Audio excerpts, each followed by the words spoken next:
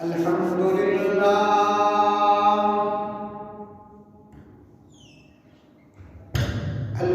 لله وحده والصلاة والسلام على من لا نبي بعده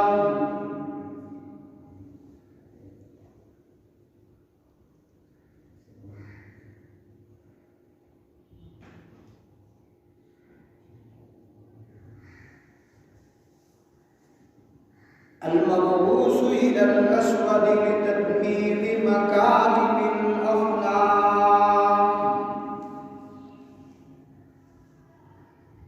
لا يخلق نبي ولا رسول بعده ولا أمة بعد أمته ولا كتاب بعد كتابه ولا شريعة بعد شريعته صلى الله تعالى عليه وعلى آله الذين هم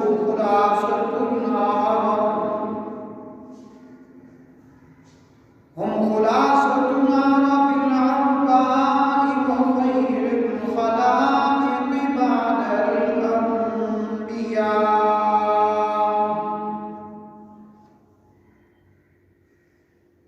وهم كالنجوم في السماء بالاهتداء والاقتداء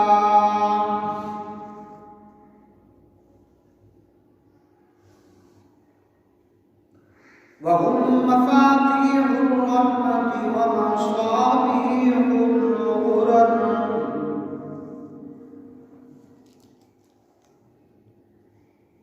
أعوذ بالله من الشيطان الرجيم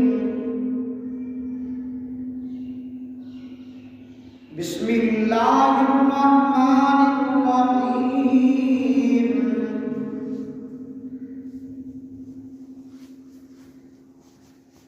إن الله عنده علم الساعة وينزل الغيث إن الله عنده علم الساعة وينزل الغيث ويعلم ما في الأرحام وما تدري نفس ماذا تكسب غدا وما تدري نفس بأي أرض تموت إن الله عليم خبير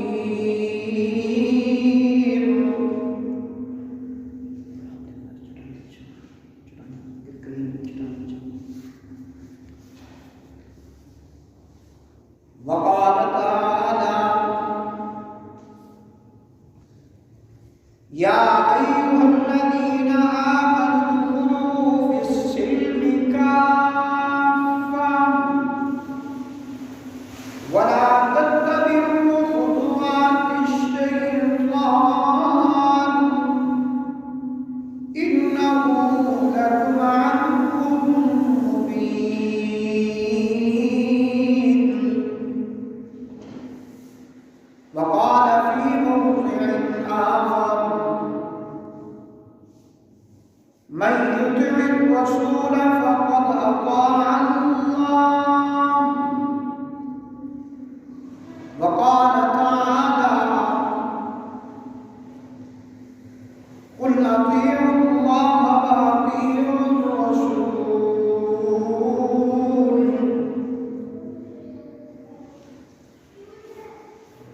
وقال تعالى قل إن كنتم تحبون الله فاتبعوني يحببكم الله ويغفر لكم ذنوبكم وقال النبي صلى الله عليه وسلم لا يؤمن أحدكم حتى أكون أحب إليه من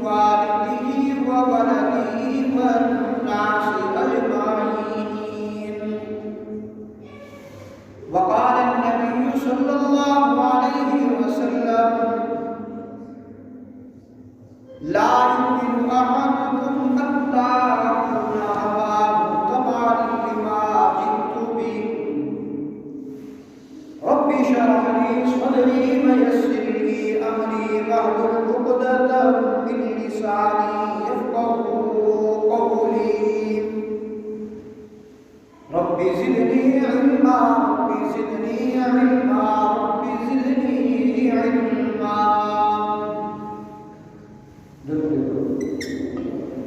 اللهم صل على محمد وعلى آل محمد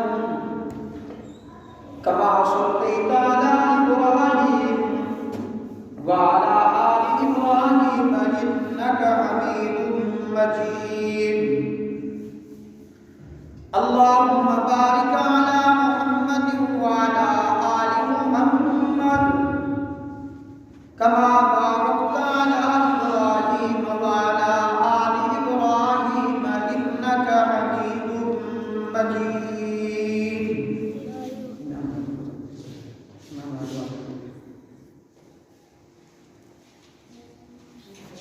واجب الاحترام سامعین محترم، آج ہم جامع مسجد ابراہیمی جلال آباد میں جمعہ کی نشست میں جمع ہیں، اور آج کا یہ جمعہ ماہ جمادی الاولیٰ سن 1442 ہجری کا غالباً آج چوتھا اور شاید آخری جمعۃ المبارک ہو. اسی طرح ماہ جنوری سن 2021 کا آج دوسرا جمعۃ المبارک ہے، 8 جنوری سن 2021.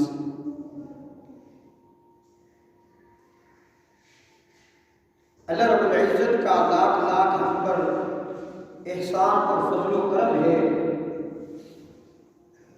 جس نے ہمیں اپنے در پر بلا لیا، جمعہ کی یہ گھڑیاں ہمیں نصیب فرمائی. دعا ہے اللہ رب العزت سے کہ رب العزت مجھے صحیح حق سچ کہنے کی، پھر ہم سب کو اس پہ عمل کرنے کی توفیق عطا فرمائیں.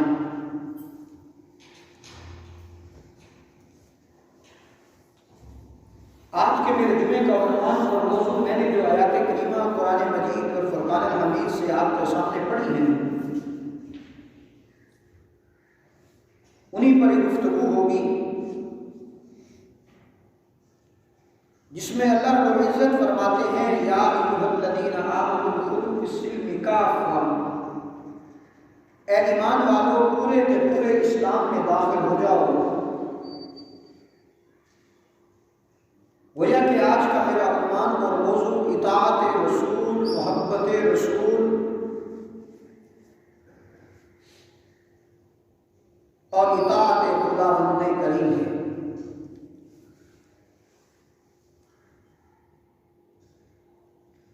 اطاعت رسول اور محبت رسول کے کچھ تقاضے ہیں جن کو میں آپ کے سامنے رکھنا چاہوں گا. سابقہ جمعہ میں میرا عنوان توحید کا تھا، جس میں اللہ رب العزت نے قرآن مجید اور فرقان الحمید میں ارشاد فرمایا کہ ان اللہ عنده علم الساعۃ وینزل الغیث ویعلم ما فی الارحام وما تدری نفس ماذا تکسب غدا. رب العزت نے فرمایا کہ ان اللہ عنده علم الساعۃ، کہ قیامت کب واقع ہوگی، کس قیامت کی گھڑی کون سی ہوگی، کب آئے گی، یہ اللہ کے علاوہ کوئی نہیں جانتا، اور اس پر ہمارا ایمان ہے. وَيُنَزِّلُ الْغَيْثَ، بارش کب کہاں کتنی مقدار میں ہوگی، وہ بارش فائدہ مند ہوگی یا نقصان دہ ہوگی، یہ بھی کوئی نہیں جانتا. آپ نے دیکھا ہوگا کہ اکثر مرتبہ بارش جو ہے وہ عذاب کی شکل اختیار کر جاتی ہے، حالانکہ بارش رحمت بنتی ہے. ظاہری طور پر بارش کا آنا ایک رحمت کا سبب ہوا کرتا ہے، لیکن زیادہ تر ایسا بھی ہو جاتا ہے کہ وہ بارش ہمارے لیے عذاب کی شکل اختیار کر جاتی ہے، بجائے ہمارے زمینوں کو سیراب کرنے کے، فائدہ دینے کی، وہ بارش نقصان کا باعث بن جاتی ہے۔ تو بہرحال بارش کب، کہاں، کتنی مقدار میں آئے گی، یہ بھی اللہ رب العزت کے علاوہ کوئی نہیں جاننے والا ہے۔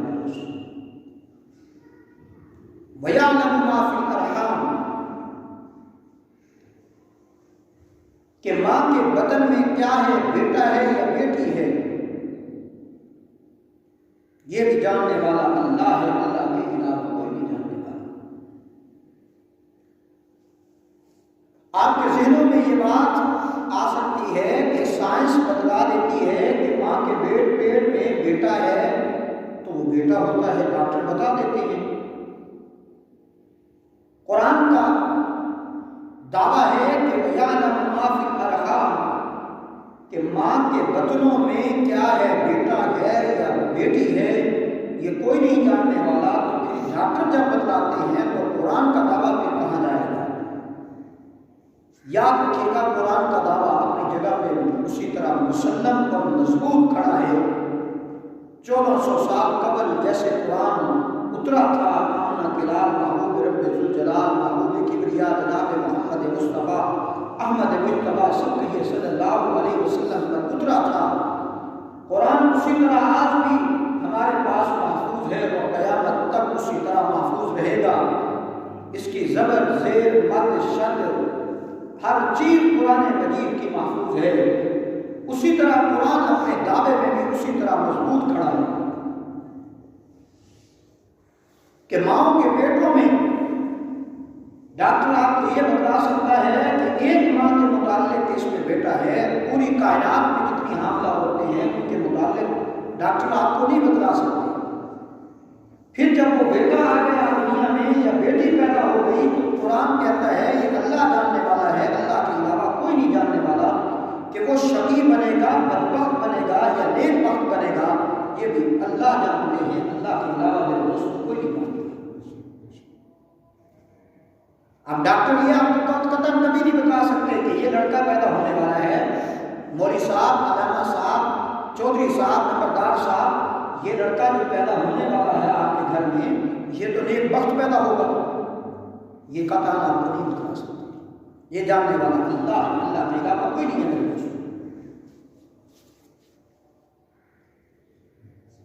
تو میں عرض کر رہا تھا کہ توحید ایک ایسا میرے دوستو سبق ہے، جس انسان نے توحید پر عمل کر لیا تو اس کا تمام کا تمام معاملہ اللہ کے سپرد ہو جاتا ہے اور انشاءاللہ اس کی تمام منزلیں رب العزت آسان فرما دیتی ہے۔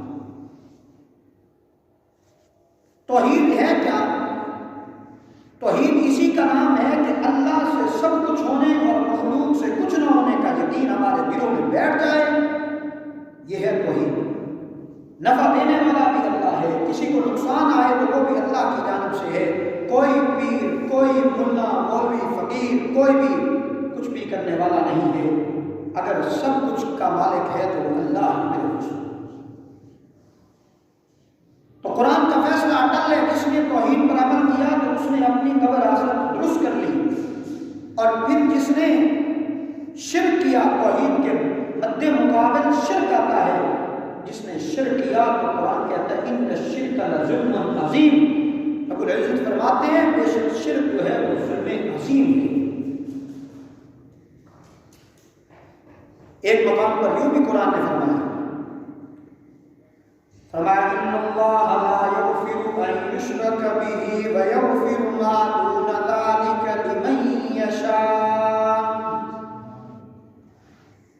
ان اللہ لا یغفر ان یشرک به ویغفر ما دون ذلک لمن یشاء،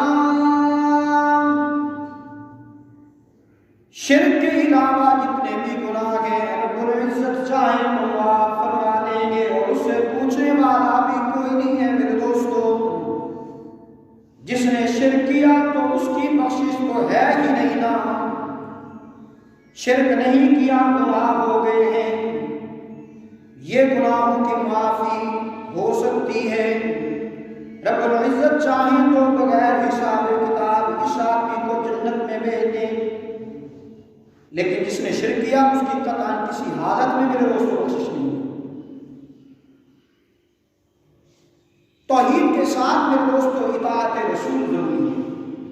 میں نے جو دوسری آیات مبارکہ آج کے عنوان کے مطابق پڑھی ہے، جس میں رب العزت فرماتے ہیں ایمان والو یا ایھا الذین آمنوا ادخلوا فی السلم کافہ، اے ایمان والو پورے کے پوری طرح آپ ایمان میں داخل ہو جاؤ۔ اس آیت کا شان نزول اور سب میں نزول آپ کے سامنے رکھنا چاہتا ہوں۔ میرے محبوب جب مکہ سے مدینہ ہجرت کر کے گئے تو مدینہ طیبہ میں زیادہ تر اکثر وہاں پہ یہودیوں کی تعداد تھی۔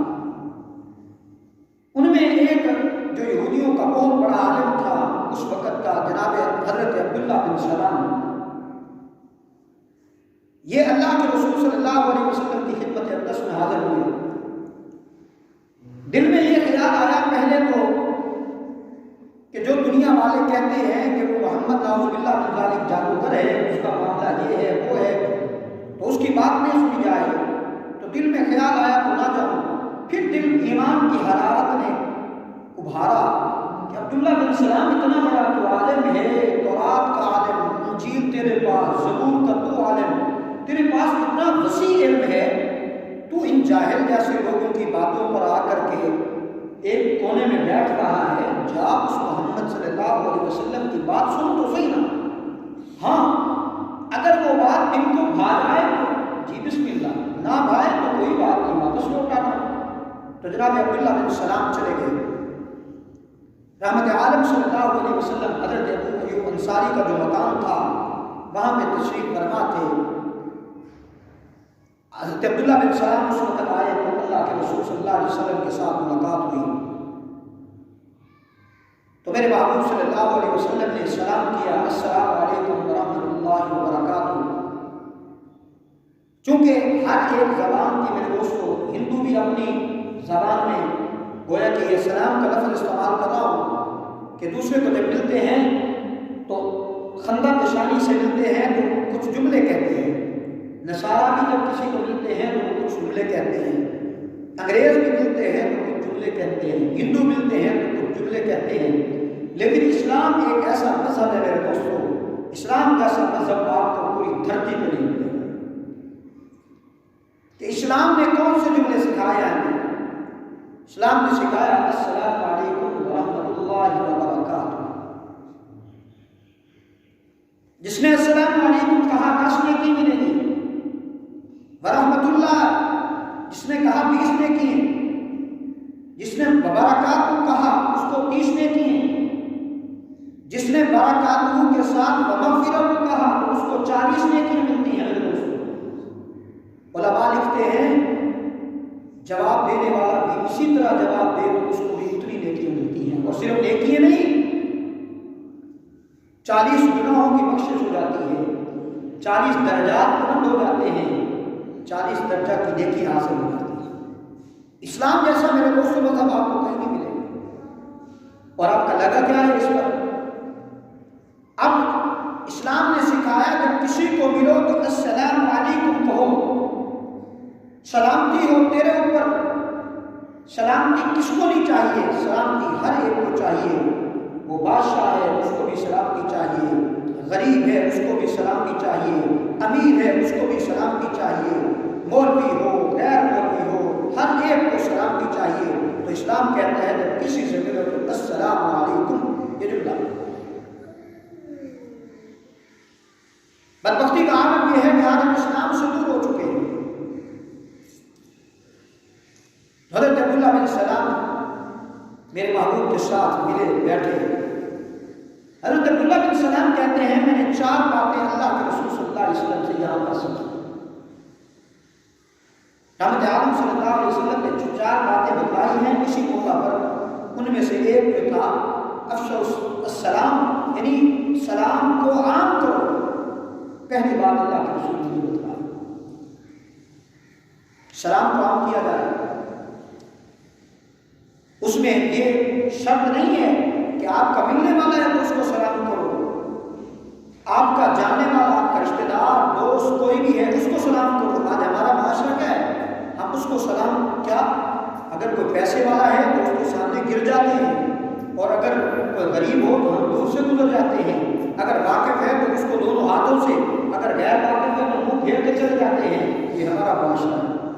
لیکن حضور صلی اللہ علیہ وسلم کا فرمان ہے سلام کو عام کرو. اس میں یہ شرط نہیں لگائی گئی کہ ملنے والا تیرا واقف ہے تو اس کو سلام کر، گزرنے والا تیرا رشتہ دار ہے تو اس کو سلام کر. نہیں، گزر رہا ہے تو سلام کرتا چلا جا. اور اس میں یہ بھی شرط نہیں ہے کہ تو بڑا ہے اور تو سلام نہ کر مجھے چھوٹا سلام کرے. قطعاً ایسا نہیں ہے. تو گزر رہا ہے، جب آگے چھوٹا آ رہا ہے تو اس کو السلام علیکم کہے گا. اس کی تربیت درست ہو جائے گی. وہ سمجھے گا کہ یار اتنا بڑا آدمی، اتنا میرا بڑا استاد، میرا بڑا ولی، میرا بڑا استاد باپ مجھے سلام کر رہا ہے، تو کیوں نہ ہو کہ میں بھی کل گزرتے ہوئے کسی اور بڑے کو سلام کروں. رحمت عالم صلی اللہ علیہ وسلم نے پہلا کام کیا بتایا؟ حضرت عبداللہ بن سلام کہتے ہیں مجھے سلام کے متعلق فرمایا سلام کو عام کیا جائے. دوسرا کام بتلایا، فرمایا کہ بھوکوں کو کھانا کھلایا جائے. اللہ کے رسول صلی اللہ علیہ وسلم نے فرمایا بھوکوں کو کھانا کھلایا جائے. یہاں پر یہ شرط قطع نہیں ہے کہ بھئی جو اپنا آئے تو اس کو کھلاؤ، تو غیر ہو تو اس کو نہ کھلایا جائے. آج ہمارا معاشرہ، اس پر بھی میں بات کرتا چلا جاؤں تو غلط نہیں ہوگا کہ آج ہمارا معاشرہ کیا ہے. ذرا دیکھیے گا، یاد رکھیے گا، مہمان اللہ کی رحمت ہے. وہ اپنا رزق لے کر آتا ہے بلکہ الٹا تمہیں دے کے جاتا ہے. میرے محبوب کا فرمان حقیقت میں قیامت کی صبح تک میرے محبوب کا فرمان سچ ہی سچ ہے. میرے محبوب نے فرمایا مہمان رحمت ہے. لیکن آج کل ہم مہمان کو دیکھتے ہی ہمارے ماتھے پر بل آنا شروع ہو جاتے ہیں، اور پھر 2 گھنٹے مہمان بیٹھا ہے تو جب جانے لگے گا تو پھر پوچھیں گے چائے نہیں پی. اللہ کے ولی چائے کا ٹائم تھا تو چائے پیش کر دے. اگر کھانے کا ٹائم دوپہر کا ہے تو کھانا پیش کر. شام کا ٹائم کھانے کا ہے تو کھانا پیش کر. میرے محبوب نے بتایا بھوکوں کو کھانا کھلایا کرو. لیکن مہمان جب 2 گھنٹے بعد رات کو اٹھنے لگے گا تب ہم پوچھیں گے کھانا تو نہیں کھانا. مطلب کیا ہے؟ مہمان بھی شرمندہ خود ہو جاتا ہے کہ یار یہ مجھ سے پوچھ کیا رہا ہے. تو میرے محبوب نے فرمایا کہ حضرت عبداللہ بن سلام کہتے ہیں کہ مجھے بتلایا وہاں پر دوسرا سبب یہ دیا، فرمایا کہ کھانے کو بھوکوں کو کھانا کھلایا کرو، گویا کہ اس میں اللہ رب العزت تمہارے کھانے میں برکت عطا فرماتی ہے. بدقسمتی کا عالم یہ ہے کہ آج ہمارا کھانا بھی ان لوگوں کے لیے ہے جو ہمارے ملنے والے دوست اقربا پروری زیادہ ہے. اور کھانا تو کھانا ہے، آج کل تو ہماری خیراتیں بھی وہ بھی عمرا کے لیے ہے، غربا کے لیے نہیں ہے. حالانکہ خیرات جو ہے وہ غریب کا حق ہے میرے دوست، امیر کا حق نہیں ہے، غریب کا حق ہے. آج ہمارے 30ویں دن اگر 30واں دن کو کر لے یا 40واں کر لے، پہلے سے تو 30واں اور اسلام میں جو 40واں اس طرح متعین دن نہیں کیے گئے. اسلام کہتے ہیں جب تیرے پاس آئے پیسے اسی وقت اسی حالت میں خیرات کر، مدرسے میں خرچ کر، مسجد میں خرچ کر، غریبوں کو کھلا، یتیموں پہ خرچ کر، بیواؤں کو دے. اسلام یہ قطع نہیں کہتا کہ دن متعین کر لے اور اس پر پھر پھانسی چڑھ جا، قرض اٹھا کے کر لے، زمین بیچ کے کر لے. اسلام اس کی اجازت نہیں دیتا میرے دوستوں. یہ ہماری اپنی بنائی ہوئی باتیں ہیں. جی فلاں رشتے دار جان نہیں چھوڑتا. رشتے دار بھی ایسے ہیں کہ جب تک چاروں کا پکا نہ ملے تو اس وقت تک اپنا دوبارہ نہیں کرتے. ایک آدمی ہسپتال میں رہا، 6 مہینے بیچارہ بستر مرض پر پڑا رہا. ہسپتال میں بھی ڈاکٹروں کو پیسے دیتا رہا. آج کل ڈاکٹر نہیں ہے، ڈاکٹر بیٹھے ہیں، چمڑی ادھیڑ دیتے ہیں. سب سے پہلے فیس دروازے سے اندر داخل ہونے سے قبل آپ 1500 فیس دیں گے. پھر جناب ٹیسٹ جو ہیں وہ اسی سے ہونے ہیں، دوائیاں حتیٰ کہ دوائیاں بھی اسی کے میڈیکل اسٹور سے ملتی ہیں. ظلم کی تو انتہا دیکھیے نا. تو جو 6 مہینے بیچارہ بیمار رہا، واپس اس کی میت گھر آئی، اب اس کے بیٹے چھوٹے چھوٹے یتیم ہو گئے. ہمارا معاشرہ اتنا ظالم ہے، کبھی کسی نے یہ نہیں کہا اللہ کے بندے تو آپ خود مستحق، تیرے بچے جو چلے گئے یہ بچے مستحق ہیں، ان ستنے کو نہ کھاؤ. نہیں، وہ انتظار میں رہتے ہیں کہ ہمیں تیسرے دن چاول ملے تو ہم جان چھوڑیں. تو بہرحال خیرات بھی میرے دوستوں غریبوں کا حق ہے، امیروں کا حق نہیں ہے. حضرت عبداللہ بن سلام کہتے ہیں کھانے کے متعلق اللہ کے رسول نے مجھے یہ فرمایا، اور تیسری بات اللہ کے رسول نے فرمایا وصلوا الارحام، آپس میں صلہ رحمی کرو، آپس میں صلہ رحمی کیا کرو، جو تیرے ساتھ توڑنے والا ہے تو اس سے جوڑنے والا بننا ہے۔ سب سے بڑی بات یہ ہے کہ دوستو آج آپس میں ہمارے اتحاد و اتفاق نہیں رہا، اسی لیے تو ہم مسلمان دن بدن بستی کی طرح جانا چاہ رہے ہیں،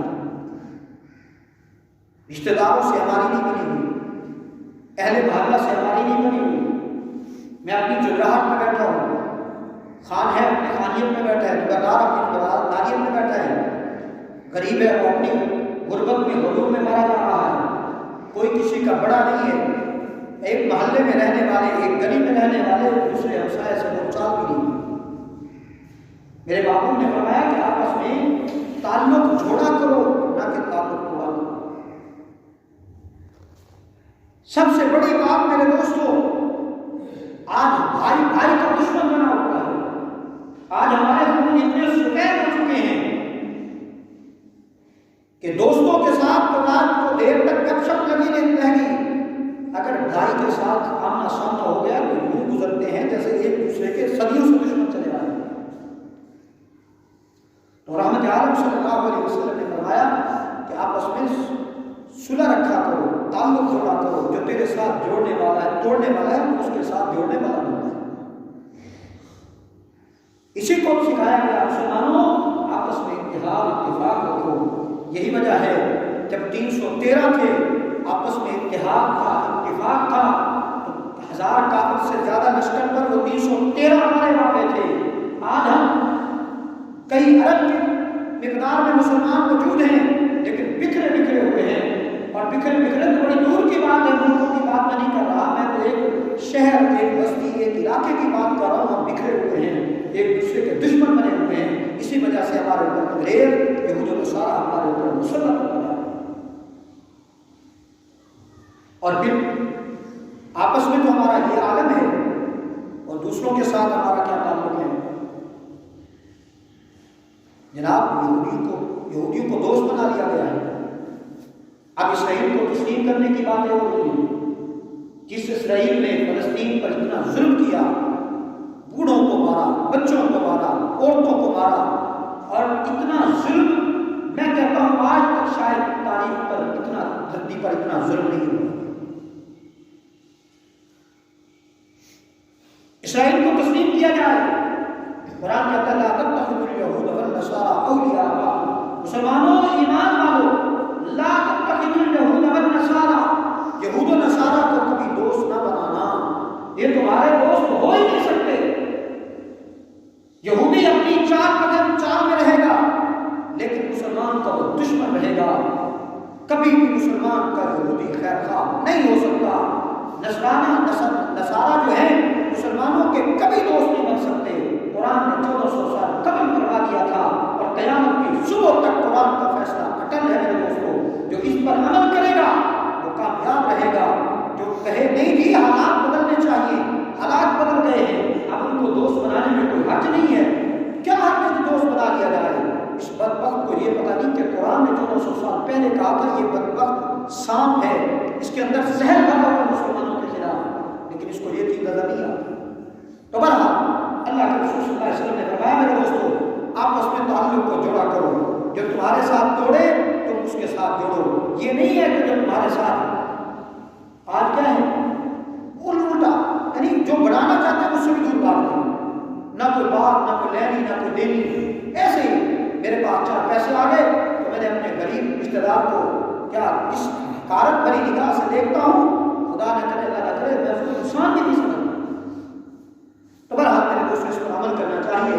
یہ حدیث پاک اور یہ حضور صلی اللہ علیہ وسلم کے فرامین ہمارے لیے آئے ہیں، کوئی یہودی و نصارہ کے لیے نہیں آئے۔ اگلی بات حضرت عبداللہ بن سلام فرماتے ہیں، چوتھی بات اللہ کے رسول نے فرمایا کہ رات کو قیام زیادہ کیا، فرمایا کہ رات کو وصلوا باللیل والناس نیام، فرمایا اس وقت اٹھ کر اللہ کی عبادت کیا، جب ساری دنیا سو رہی ہو اس وقت اللہ کی بارگاہ میں اٹھ کے آ کر عبادت کی۔ اللہ کو عبادت آپ کی بڑی پسند ہے میرے دوستوں، دن کی عبادات بھی بڑی پسند ہیں، بشرطے کوئی آئے صحیح اللہ کی بارگاہ میں اپنا سر جھکائے تو صحیح۔ وہ کہتا ہے میں گناہگار ہوں، میں کیسے جاؤں؟ اس نے تو اعلان گناہگاروں کے لیے کیا ہوا ہے نا، میرے بندے گناہگار، میرے بندے آ تو صحیح۔ نیکوکار تو جنتی ہے میرے دوستوں، اور رات کی عبادت جو ہے وہ اس کو بڑی پسند ہے۔ ساری دنیا جب سو رہی ہو تو انسان جب اٹھ کے اللہ کی بارگاہ میں آ کے سجدہ ریز ہو جاتا ہے، سبحان ربی الاعلیٰ، اللہ میرا جو ہے تیرے علاوہ کوئی نہیں، تو ہی میرا خالق ہے، تو ہی میرا مالک ہے، تو ہی میرا رازق ہے، تو ہی میری بگڑی بنانے والا ہے۔ تو جب بندہ یہ سر زمین پہ ٹیک کے کہتا ہے تو رب العزت فرماتے ہیں، فرشتوں کے سامنے اظہار فرماتے ہیں کہ فرشتوں گواہ رہ جاؤ، میں نے اس اپنے گناہگار بندے کو معاف کر دیا۔ آج ہم اللہ کی رحمت کی تلاش میں پھر رہے ہیں، میں دعا مانگتا ہوں میری دعا قبول نہیں ہوتی، اس کا ثمرہ نہیں ملتا، لیکن صبح تہجد کے ٹائم میرے دوستوں اللہ کی رحمت خود آواز دے کے بلاتی ہے، ہاں میرے بندے ہے تو میرے سے رزق مانگنے والا ہے، میرے سے کوئی نفع مانگنے والا ہے، میرے سے کوئی صحت مانگنے والا، آئے تو صحیح میرے پاس، آپ میری رحمت کے انتظار کر رہی ہے، جب ہم سوئے رہتے ہیں تو اس کی رحمت واپس ہو جاتی ہے۔ یا میں ایک بات کرتا چلا جاؤں، ہمیں حکم ہے کہ رات کو اٹھ کے عبادت کی جائے، نبی اور غیر نبی میں یہ فرق ہوتا ہے، ہمیں حکم ہے کہ رات کو اٹھ کے عبادت کرو، لیکن میرے محبوب کو حکم ہے کہ میرا محبوب رات کو تھوڑی دیر آرام بھی کر لیا۔ فَمَا يَا أَيُّهَا الْمُزَّمِّلُ قُمِ اللَّيْلَ إِلَّا قَلِيلًا يَا أَيُّهَا الْمُزَّمِّلُ قُمِ اللَّيْلَ إِلَّا قَلِيلًا نِصْفَهُ وَانقُصْ مِنْهُ قَلِيلًا۔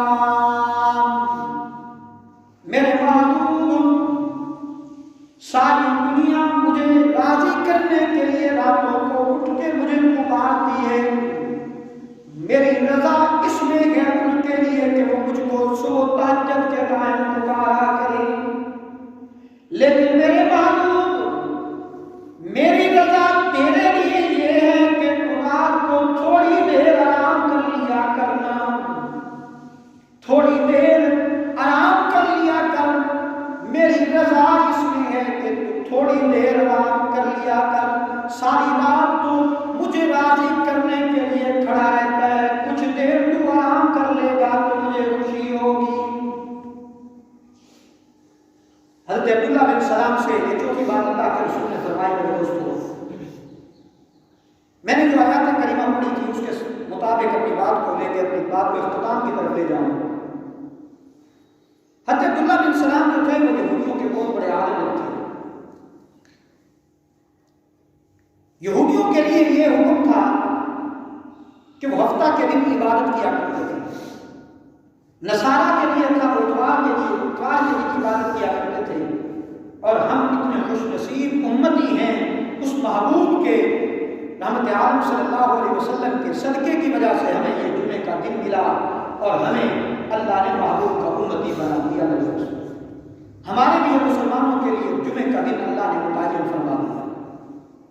اب مسلمان جمعے کے دن عبادت کریں تو یہودی جو نئے نئے مسلمان ہوئے تھے ان کے دل میں خیال تھا، اور اللہ کے رسول کے سامنے یہ بات کا اظہار بھی انہوں نے کر دیا کہ محبوبہ ہم جمعے کے دن عبادت کیا کریں گے، جمعہ تو ہمارے مسلمانوں کے لیے ہے، لیکن ہفتہ جو تھا، ہفتے کا دن، یہ ہمارے یہودیوں کے شریعت میں گویا کہ ہماری عبادت کا دن تھا، ہم ہفتے کا احترام کر لیا کریں۔ نصارہ بھی آ گئے تو انہوں نے کہا کہ اللہ کے رسول ہم اتوار کے دن اس کو متعین کر لیں، گویا کہ احترام۔ ایک بات کو یہ پیش آئی، اللہ کے رسول خاموش ہو گئے۔ دوسری بات یہ پیش آئی کہ یہودیوں کی شریعت میں اس وقت جناب موسیٰ علیہ السلام کی شریعت میں یہ تھا کہ اونٹ جو تھا اس کو کھانا حلال نہیں تھا، نہ اس کے اونٹنی کا دودھ پینا حلال تھا، ہماری شریعت میں، محبوب کی شریعت میں اونٹ کا گوشت کھانا بھی حلال ہے اور اونٹنی کا دودھ پینا بھی مسلمانوں کے لیے حلال ہے۔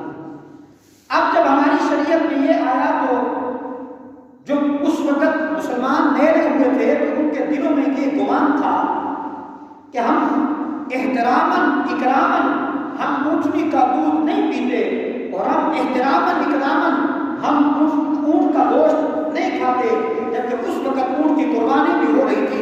جب یہ باتیں آئیں اللہ کے رسول کے سامنے سوال کیا گیا کہ محبوبہ ہم یہ کر لیا کریں کہ ہم اونٹ کا گوشت نہیں کھاتے احتراماً اکراماً اور اونٹنی کا دودھ نہیں پیتے احتراماً اکراماً، تو ہمیں اجازت ہے؟ تو میرے محبوب نے خاموشی کا اظہار فرمایا۔ تو اس انتظار میں خاموشی کا اظہار کیا کہ کب وہاں سے پیغام آئے اور محبوب ان کو وہاں سے اطلاع دے کے سنا۔ تو جب یہ سوال ہوا تو قرآن مجید اور فرقان حمید اترا، جناب جبرائیل امین آئے